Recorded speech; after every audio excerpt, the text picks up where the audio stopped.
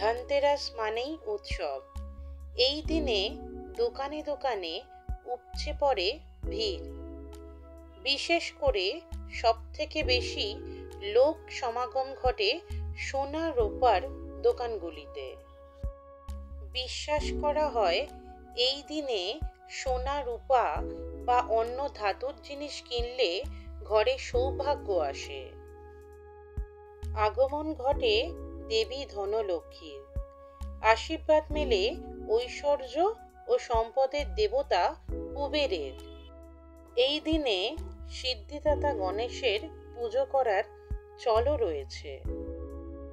সোনার উপর সঙ্গেই আরও নানা জিনিস কেনার চলও রয়েছে এই দিনে। তবে আপনি কি জানেন এমন কিছু জিনিস আছে যা এই ধনতেরাসের দিনে একদমই কেনা উচিত নয়।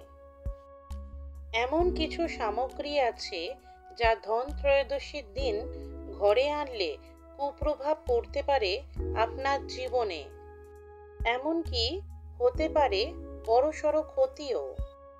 কথিত আছে ধনতেরাসের দিন কোনো ধারালো জিনিস কেনা উচিত নয়, অর্থাৎ ছুরি, কাঁচি, ব্লেড জাতীয় কোনো ধারালো জিনিস না কেনাই ভালো।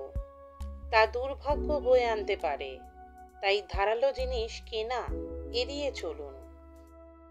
ধনতেরাসের দিন ধাতুর জিনিস কেনার চল রয়েছে, কিন্তু তাই বলে এই দিনে কোনো রকম প্লাস্টিকের জিনিস কিনবেন না।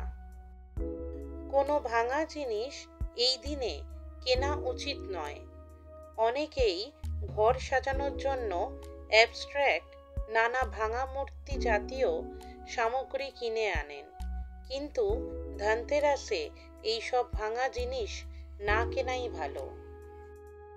কাঁচের বাসনপত্র বা কাঁচের তৈরি জিনিস এই দিন কিনতে বারণ করেন বাস্তু বিশেষজ্ঞরা। ধনতেরাসের দিনে কোনো লোহার সামগ্রী কেনা উচিত নয়। ধনতেরাসের দিনে গয়না কেনার চল রয়েছে। সোনা রূপার গয়না কেনেন সবাই, তবে ভুল করেও ইমিটেশনের গয়না কেনা উচিত নয়।